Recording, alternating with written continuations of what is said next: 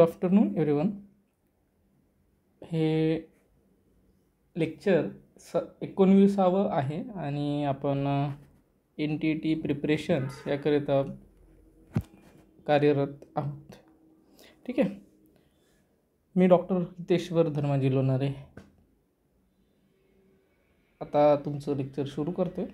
सगळ्यांनी थोडंसं लक्ष द्या, जेणेकरून आपल्याला हे महत्त्वाचे जे काही पॉईंट्स आहेत, सायकोलॉजी आणि प्रश्न कशा पद्धतीने विचारतात, ज्याला आपण डिसेक्शन असं म्हणतो, त्याच्याकडे बारीक लक्ष दिलं तर एक्झाममध्ये सिलेक्शनचे चान्सेस, इलिजिबिलिटी म्हणजे 50% मार्क मिळवणं हा आपला मॅजिक नंबर येणं, याच्यासाठी पूर्ण लक्ष केंद्रित करून आपण ते करतोय. This is a question number 76, question ID 1021. याच्यात प्रश्न आहे, violation of ethics and professional secretary under the doctrine of privileged communication is more prominent in the context of which of the following condition. पहिला आहे याच्यामध्ये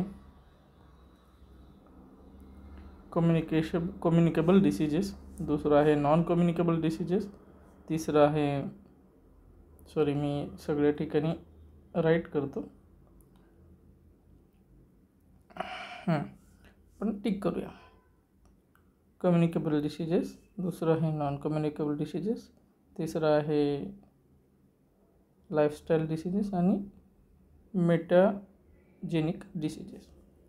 तर सगळ्यात महत्त्वाचं जे आन्सर्स NTTच्या गाईडलाईननुसार जे बघायला मिळतं ते आहे कम्युनिकेबल डिसीजेस. ठीक आहे. कारण की जर याच्यात आपण इथिकल गोष्ट नाही केली, समजा आता COVID-19 कसा पसरला, उदाहरण, तो COVID-19 हा त्या लॅबमधून आला असं एक म्हणतात. ठीक आहे. तर यामध्ये खूप सिक्रेसी पाळली गेली पाहिजे एखाद्या याच्यावर रिसर्च करताना. जसं काही एंडेंजर्ड स्पीसीज असतात, तसे काही आजार जे आहेत ते लुप्त झालेले असतात. असे लुप्त झालेले आजार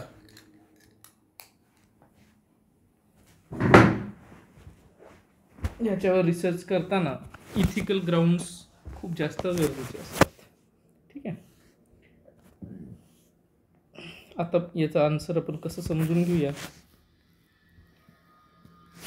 privilege communication refers to information shared between the professionals such as the teacher, counselor, doctor and a client, that should be patient or student, which is kept confidential unless disclosure is ethically or legally justified. In the teaching and medical profession, maintaining the confidentiality is a fundamental ethical duty, a cornerstone of trust between the professional and personal served. ठीक आहे. So हे आपल्याला बघायला मिळतं की privilege communication. त्यानंतर दुसरं आहे, when the violation occurs may occur, sometimes the confidentiality must be broken when the public safety and the health is at risk, such as communicable disease where an infected persons condition may endanger others. म्हणजे एखादा व्यक्ती जो 0 लेवलवर आहे आणि हे आपल्याला माहिती पडलेलं आहे आणि तो R0 ज्याला म्हणतो, R0 किंवा R0, तर तो आयडेंटिफाय झालेला आहे आणि आपल्याला सांगायचं आहे की ह्याच्या संपर्कात आलेल्या लोकांनी सावध राहा. जनरली कॉन्फिडेन्शियलिटीमध्ये एक अमुक व्यक्तीला अमुक आजार आहे हे पब्लिक डोमेनमध्ये करणं हे तेवढं इष्ट होत नाही, तेवढं चांगलं होत नाही. हे इथिकल ग्राउंड्सवर पण नसतं. परंतु जेव्हा याच्यामुळं संपूर्ण समाजाला धोका होऊ शकतो असं जेव्हा समजतं, तेव्हा आपण तसं करतो. उदाहरणार्थ स्वाईन फ्लू झालं, कोविड-19 झालं, या दोन्हीमध्ये आपल्याला ते बघायला मिळतं. ठीक आहे, पुढे जाऊया. Hence disclosure become ethically acceptable or legally required to protect the community, to prevent the spread of infection and ensure the proper intervention by authorities. ठीक आहे, नेक्स्ट. मग आता उदाहरणं काय दिलेत बघा. कोविड-19, HIV, हेपॅटायटिस आणि ट्युबरक्युलोसिस. कुठले कोविड-19, HIV आणि हेपॅटायटिस. रिलेशन कसं आहे. Violation of confidentiality may justified to prevent harm to others. Hence privilege communication may be needed to disclose. Okay, इथपर्यंत समजलं. पुढे जाऊया. नॉन कम्युनिकेबल डिसीजमध्ये असं होतं का, not spread from person to person, म्हणून त्याला नॉन कम्युनिकेबल म्हणतात. तर confidentiality can be fully maintained. Okay, next. Lifestyle disease result from behaviour, example obesity, heart disease, do not poses public health, remain private. तर lifestyle डिसीजचा आणि तो सगळीकडे पसरण्याचा तसा संबंध नसतो. त्यामुळे जी कॉन्फिडेन्शियलिटी आहे, ती प्रायव्हसी असते पेशंटची, ती इंटॅक्ट असणं गरजेचं आहे. मेटॅजेनिक डिसीजेस. आता जनरली तुम्हाला हा नवीन शब्द आहे मेटॅजेनिक आणि याचा अर्थ माहिती नाही आहे. तर तुम्ही अशा वेळेस गोंधळून जायचं नाही. जेनेटिक किंवा जेनिक म्हणजे हा कुठंतरी जेनेटिक याच्याशी रिलेटेड असेल असं लक्षात घ्या. आणि जेनेटिक म्हणजे ऑर क्रोमोझोमल डिसीजेस, जसं डाऊन सिंड्रोम आहे. तर no immediate threat to others to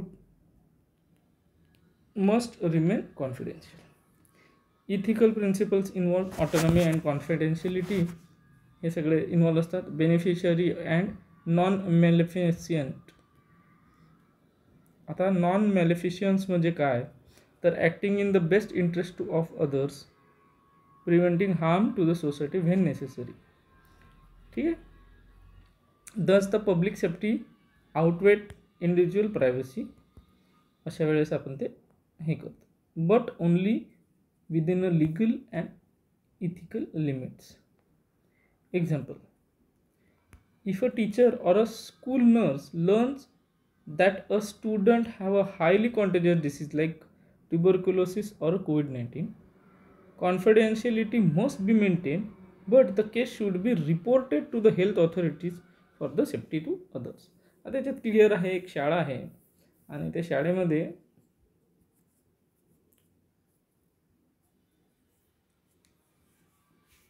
एक विद्यार्थी शिकतोय आणि त्याला कोविड-19 किंवा ट्युबरक्युलोसिस आहे. ठीक आहे. तर मग अशा शाळेमधल्या त्या विद्यार्थ्यांच्या, इतर विद्यार्थ्यांच्या आरोग्याच्या संरक्षणासाठी जे कुठले तिथले टीचर्स आहेत किंवा स्कूल नर्स आहेत, यांनी हेल्थ ऑथॉरिटीला सांगणं गरजेचं आहे की बाबा अरे याला असा आजार झाला आहे आणि त्याच्यामुळं सर्वांनी सावध राहणं गरजेचं आहे आणि त्या विद्यार्थ्याला सुट्टीवर घरी आरामासाठी पाठवणं गरजेचं आहे. ठीक आहे. समरीमध्ये आपण बघू शकता ethical concept, context, violation and exception applies to. यामध्ये प्रोफेशनल सिक्रेसी म्हणजे all profession, duly to keep information confidential. दुसरं आहे privilege communication, doctor patient or teacher student or counsellor client, असे ते रिलेशन्स आहेत. कुठले doctor patient, teacher student, counsellor आणि client. Next, disclosure allowed only for public safety. ठीक आहे. त्यानंतर आहे violation justified when harm to others is probable. त्यानंतर communicable diseases. In short, violation of the ethics and professional secrecy is the most लायकली in communicable diseases. तेच सगळं परत आपण इथं सांगितलेलं आहे. जेव्हा म्हणजे तुम्ही हे नोट्स वाचाल ते तुम्हाला पूर्ण असा मुद्दा समजून जाईल. परत क्वेश्चन नंबर 77, क्वेश्चन ID 1024. प्रश्न कुठल्या कॅटेगरीचा आहे तर हाय डिफिकल्टीचा प्रश्न आपल्याला बघायला मिळतो. ठीक आहे. Given below are the two statements, one is label assertion A and other is reason R. मग त्याच्यामधले काय रिलेशन आहे का हे आपण शोधून काढायचं असतं आणि ते सांगायचं असतं. असे प्रश्न शेवटी सोडवायचे. Highlight the skills that a medical student needs to acquire to the communicator is the most important step of including communication skills. ठीक आहे. त्यानंतर आहे didactic session supplemented by small group discussions are major barriers in providing competencies. आता याच्यामध्ये answer काय आहे, हा काही असा मोठा बॅरियर नाही आहे. तर A is correct and R is not correct. ठीक आहे. बघा, A is correct but R is not correct. कसं जाणून घेऊया. Understanding the context.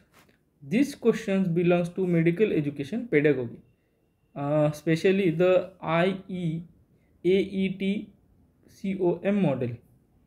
AETचं पूर्ण फुल फॉर्म आपण बघून घेऊया, कारण की हा आता प्रश्न असा विचारला तर हा कदाचित तुम्हाला असा MCQ विचारू शकतात. ठीक आहे. ए म्हणजे ॲटिट्यूड, ई मध्ये इथिक्स, सी म्हणजे communication in the competency based medical curriculum. त्याला आपण म्हणतो CBME. ठीक आहे. Competency based medical curriculum. तसं 2 MCQ इथं तुम्हाला आपण इथं परत सांगतो की 2 MCQ फ्रेम होऊ शकतात. एक AET-COM मॉड्यूल म्हणजे ethics, attitude, ethics and communication. दुसरा आहे CBMEचा फुल फॉर्म. तर CBME म्हणजे कॉम्पिटन्सी बेस्ड मेडिकल करिक्युलम. ठीक आहे. Next, communicate effectively, demonstrate empathy and build trust and the rapport with the patient and colleagues. Analyzing the statements. First is highlight the skills that medical student needs to acquire to be a communicator is the most important steps of including communication skills. That communication skills are core competencies in the medical education. आता एखाद्या डॉक्टरला, नर्सेसला काही निरोप द्यायचा तर त्याचे काही specific communication tactics असतात. ठीक आहे. एका सिनियर कन्सल्टंटला ज्युनियरला काय ऑर्डर पास करायची असेल तर स्पेसिफिक कोड्स असतात. जसं रेड कोड आहे, ब्लू कोड आहे, रेड कोड आहे, ग्रीन कोड आहे, पिंक आहे. बेबी ॲब्स्कंड झालं आहे तर त्यावेळेस पिंक कोड म्हटलं की मग सगळ्यांनी अलर्ट व्हायचं. तर हे झाले कम्युनिकेशनचे इम्पॉर्टन्स आणि हे सगळ्यांना माहीत असणं गरजेचं आहे. हे झाले कॉम्पिटन्सीज. ठीक आहे. It ensures that the training is targeted, measurable and competency based. Session A is true reason. Didactic session supplemented by small group discussions are the major barriers in providing competencies. Incorrect काय आहे बघूया. In competency based education, didactic session म्हणजे lectures are alone considered insufficient but not a barrier. ते insufficient आहेत, ते barrier नाही आहेत when combined with a small discussions. In fact, small group discussions are recommended method for developing communication and attitudinal competencies. जे काय ॲटिट्यूडमध्ये बदल करायचे आहेत ह्याकरिता स्मॉल ग्रुप डिस्कशन चांगले आहेत. काही विद्यार्थी इंट्रोवर्ट असतात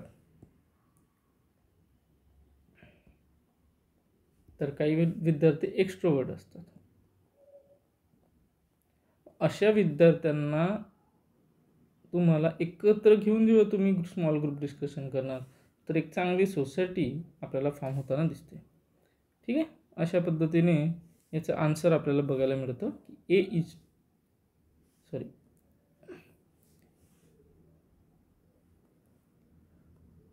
A is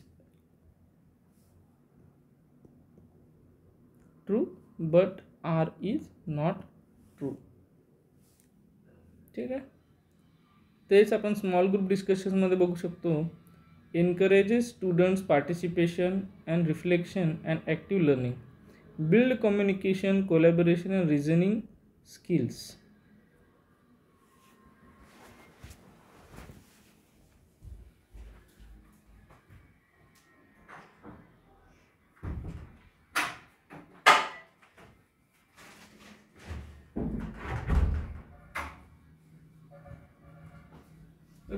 स्किल्समध्ये आपल्याला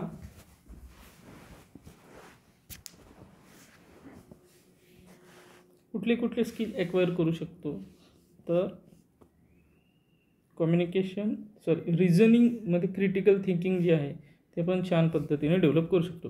together this form and effective combination in medical education, not a hindrance. Competency based approach तो कसा आहे. Communication is a core competency domain focusing on listening and empathy, delivering difficult news sensitivity, handling patient and family interactions. ठीक. Interpersonal collaboration within the healthcare teams, असं आपण ते सगळं design करू शकतो. First step to highlight and define these communication skills, then integrate them into teaching learning assessments. अशा पद्धतीनं आपल्याला फायनल आन्सर मिळालेला आहे. ठीक आहे. हेच त्याचं छानसं प्रेझेंटेशन मी बनवलेलं आहे. In short, teaching communication skills begin with identifying essential competencies direct teaching plus small teaching groups is equal to enablers, not the barriers. Next question number 78. हा प्रश्न सुद्धा हार्ड लेवलचा आहे. क्वेश्चन आय डी आहे 1063. Question आहे match the pairs टाईपचा. आपल्याला 4 आणि इकडे 4 असे 2 कॉलम दिलेले आहेत आणि ते आपल्याला मॅच करायचे आहेत. In andragogy learning topics are organized around. ठीक आहे. In adult learner is. Third आहे in adult education the pace and timing is.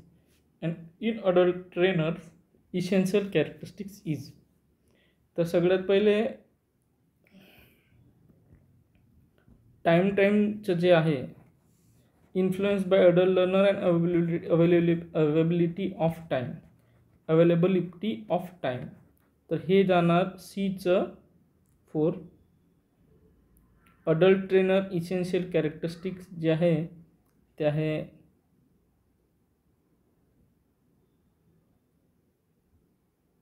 हे जोड्या लावा करण्यापेक्षा आपण पुढं जाऊ. इथं जोड्या लावण्यापेक्षा ऑप्शन्स वाचून घेतलेत. इकडचे ऑप्शन्स आहेत trainer is adaptable, sincere and takes interest in learners, life work situation rather than the subject matter units. त्यानंतर self motivated and self directed. त्यानंतर आहे influence by adult learners, availability of time.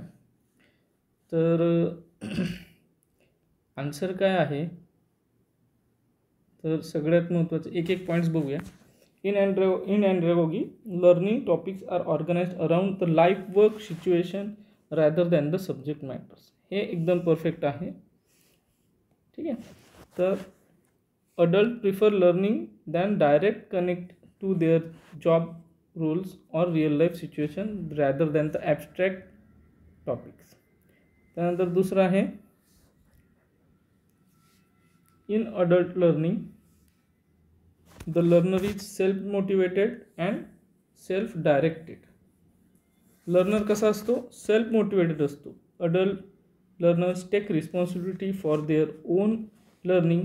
They are autonomous and learn through experiences. In adult education the pace and timing is influenced by adult learner and availability of time. Timing common. ज्या दोघांमध्ये बघा आपण जे option बघितले होते त्याच्यात पण timing होतं आणि याच्यात पण टायमिंग होतं. Next, adult learner learn at their own pace depending on the their schedule. जसं आता मी तुम्हाला शिकवते, तर मी माझा शेड्यूल आणि तुमचं शेड्यूल असं कधीच मॅच होणार नाही. मी कधीतरी लाईव्ह असेल, तुम्ही कधीतरी हॉस्पिटलमध्ये असणार. त्यामुळे मी काय करतो आहे, जेवढं मला शक्य होईल तेवढं लाईव्ह लेक्चर घेतो आहे आणि मग नंतर प्री रेकॉर्डेड सेशनमध्ये तुम्हाला महत्त्वाची माहिती, काही एक्सप्लेनेशन्स हे तुम्हाला मी प्रोव्हाइड करतो. ठीक आहे. In adult trainer essential character is trainer is adaptable, sincere and take interest in learners, असा तो असायला हवा. Explanation and effective adult trainer must be flexible, empathetic and capable of linking learning to the learners need. तर अशा प्रकारे हे 4 आपले options झालेले आहेत. आता याच्यात कुठले कुठले प्रिन्सिपल्स आहेत ते आपण बघून घेऊया. म्हणजे एक प्रश्न तुम्हाला जवळपास सिलेबस पण छान कवर करून देऊ शकतो. आता बघा, याच्यामध्ये मॅकलम नॉवेल नावाचं जे सायंटिस्ट आहेत त्यांचे प्रिन्सिपल्स ऑफ अडल्ट लर्निंग आपल्याला जे बघायला मिळतात ते सांगितले आहेत. सेल्फ कॉन्सेप्टमध्ये काय, adults are independent and responsible for their own learning. Experience म्हणजे prior the life and work experience are the valuable learning resources. नंतर रेडीनेस टू लर्न, त्यामध्ये आहे adult learn best when they pursue relevance to their roles. त्यानंतर आहे orientation to the learning. Learning is problem centred not content centred. त्यानंतर आहे motivation. Internal मोटिवेशनमध्ये self improvement, achievement drives adult learning. ठीक आहे. तर नीड टू नोमध्ये काय, adult want to know why they are learning something before they start. In short, adult learning andragogy is experience based, self directed and practical, requiring flexible, empathetic and skilled trainer. Okay, next.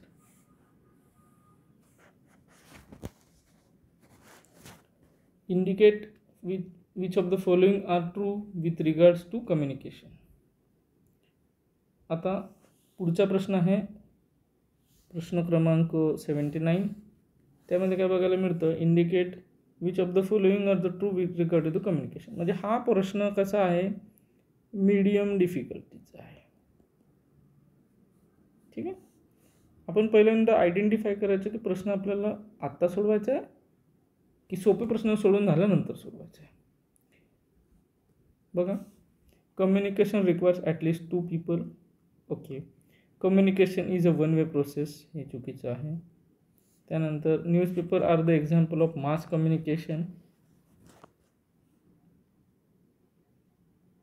बरोबर आहे. त्यानंतर classroom discussion are not counted as a real communication, चुकीचं आहे. त्यानंतर it is important for the teacher to always lead communication in classes. इट is important for the टीचर to always lead communication in classes. Okay, बघूया.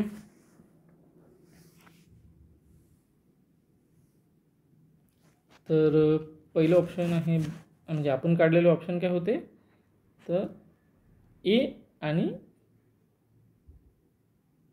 C. तर ए आणि C बघूया. आता आहे का इथं ए आणि C, third is the correct answer. हेच एक्सप्लेन केलेलं आहे पुढं. Communication education, communication mean the sharing of idea, information and understanding between the 2 or more than 2 persons to achieve the more common purpose. It is a two-way interactive process, not a one-way direction. In education, effective communication between the teacher student ensure the understanding, participation and feedback. Student statement wise analysis मध्ये काय आहे, communication requires at least 2 people. Second आहे, every act of communication were at least sender and the receiver. For example, a teacher is a sender and student is a receiver. Even mass media like TV and radio involves an audience. Hence it is the correct statement. Second, communication is a one-way process. It is outdated. Modern education communication emphasizes two-way or interactive communication. One-way communication, lecture without feedback, is less effective. आपण पण लेक्चरच्या शेवटी किंवा मध्ये मध्ये जेव्हा live lecture असतं तेव्हा विचारतो विद्यार्थ्यांना की तुम्हाला काही प्रश्न आहेत का, आणि मग त्यानुसार आपण ते सॉल्व करतो. ठीक आहे.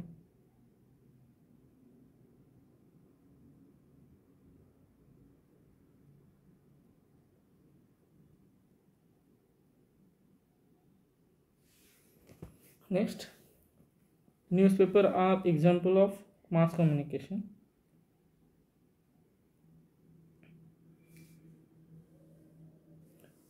Mass communication means transformation of information to the large audiences through the media such as newspaper, TV or radio.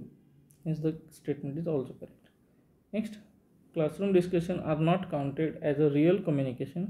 False. Communication discussion is one of the best examples of a real communication as it involves interaction, participation and feedback.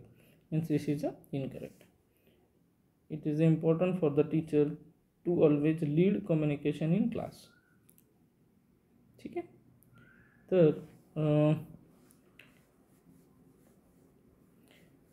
E सुद्धा false आहे. आणि final truth आपल्याला बघायला मिळतं,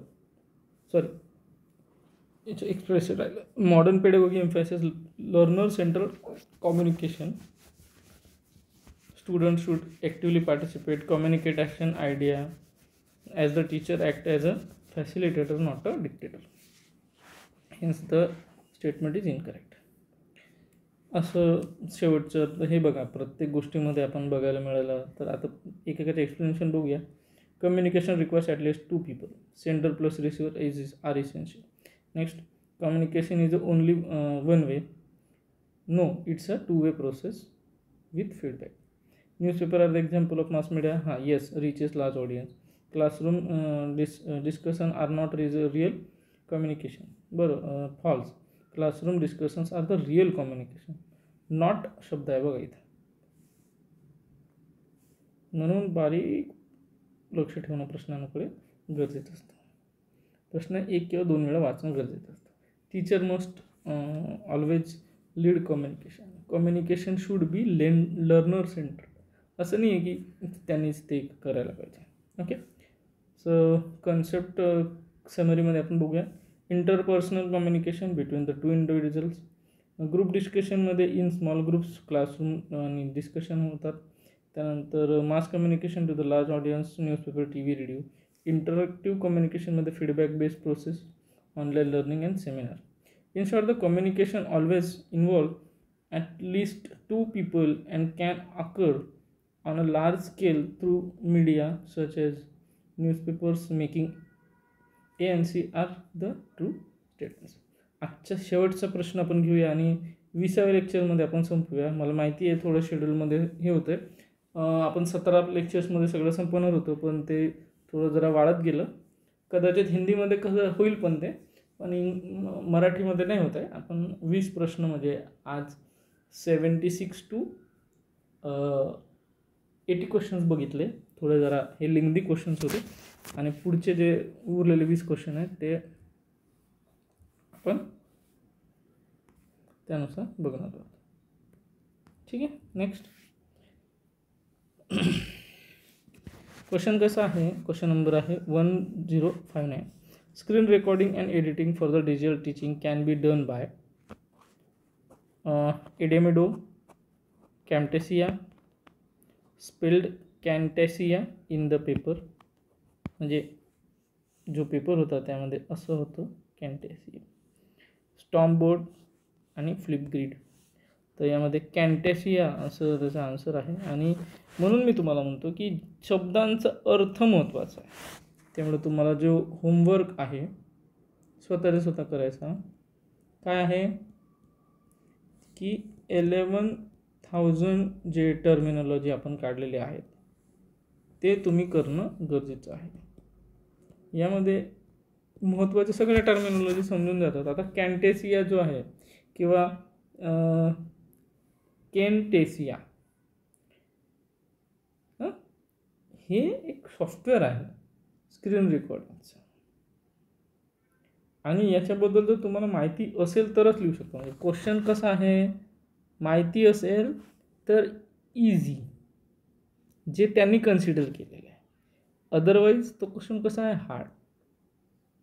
ठीक आहे. त्यामुळे अभ्यास तर सगळ्यांनी करायचाच आहे, पण त्यातल्या त्यात कसं करायचं हे ते मी सगळ्यांना समजून सांगतो. Model answer explanation, understanding the question. Digital teaching often requires a teacher to record their screens, for example, to demonstrate the PowerPoint slides, explain the diagrams and digital tools, record lecture and tutorial. For this, teachers use screen recording software that can also edit videos and add voice overs and annotation. जसं annotation म्हणजे मी हे जे मध्ये मध्ये करतो त्याला ॲनोटेशन्स म्हणतात. ट्रान्झिशन्स म्हणजे जे आपण PPTमध्ये करतो ते. त्यामध्ये एडमेडोमध्ये हे काय आहे तर एडमेडो हे LMS आहे. LMS म्हणजे तुम्हाला माहिती आहे काय असतं, लर्निंग मॅनेजमेंट सिस्टीम असतं. Use for teacher student interaction, sharing assignments, classroom collaboration असं. त्यानंतर it is not a screen recording or video editing software. त्याच्यात स्क्रीन रेकॉर्ड पण होत नाही आणि व्हिडिओ एडिट. हे आन्सर आहे का, नाही. नेक्स्ट, कॅम्टेसिया आपण जे बघितलं हे कोण बनवलेलं तर टेक स्मिथ नावाच्या कंपनीने बनवलेलं आहे. TechSmith. It is powerful screen recording and video editing tool use for creating educational content, tutorial and e learning video. त्यानंतर teacher can record their screens, webcams and audio, then edit the content with the captions, transitions and animations. Hence the Camtasia is a right answer. Stormboard मध्ये बघा is a collaboration and the brainstorming tool used for digital sticky notes, whiteboard sessions and team ideas. It is not for video conference recording and editing. तर फ्लिपग्रिड नावाचे जे software आहे त्याच्याबद्दल, हे फ्लिपग्रिड कोणी दिलेलं आहे, सगळ्यात पहिलेलं हा जो प्रश्न आहे तो ह्याच्यात आन्सर आहे मायक्रोसॉफ्टने दिलेला आहे. It's a video discussion platform where teachers and students can record and share a short video responses. It facilitate discussion, not screen recording किंवा एडिटिंग याच्यामध्ये होऊ शकत नाही. ठीक आहे. तर हे व्हिडिओ डिस्कशन प्लॅटफॉर्म आहे. काय आहे, व्हिडिओ डिस्कशन. तर कदाचित फ्लिपग्रिड तुम्हाला परत विचारू शकतात पुढच्या एक्झाममध्ये. समरी काय आहे, एडमेडो LMS आहे, Camtasia screen recording and editing software आहे, Stormboard collaboration whiteboard tool आहे आणि फ्लिपग्रिड जे आहे ते व्हिडिओ डिस्कशन ॲप आहे. ठीक आहे. In short, for digital teaching it involves the recording of your screen and editing education videos. Camtasia is a best suited tool. Okay.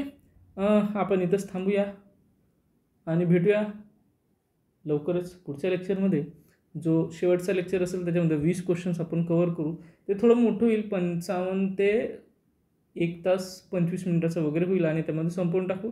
आणि त्यानंतर मी लवकरच घोषणा करेन की आपण एक टॉपिक वाईज नोट्स पण तुम्हाला ॲप्लिकेशनमध्ये मिळतील प्रत्येक टॉपिकच्या, आणि त्यानुसार तुम्ही अभ्यास करायचा आहे. जे नवीन विद्यार्थी जॉईन झालेले आहेत त्यांनी जो काय ऑर्डर मी टाकतो डे 1, डे 2, डे 3, डे 4 असं तुम्ही फॉलो करत जा आणि त्यानंतर तुम्ही प्रश्नोत्तर सोडवायला सुरू करा. आपण आता जो काही हे आहे NTT MCQचा एक टेलिग्रामचं चॅनल आहे किंवा ग्रुप आहे, त्यामध्ये डेली प्रॅक्टिससाठी MCQसुद्धा टाकणार आहोत. नेक्स्ट वीकमध्ये मोस्टली तसेच आपल्या ॲक्टिव्हिटीज असतील. ठीक आहे. धन्यवाद. Have a nice day to all, and signing off, your host Dr. Hiteshwar Dharmaji Lonare. धन्यवाद.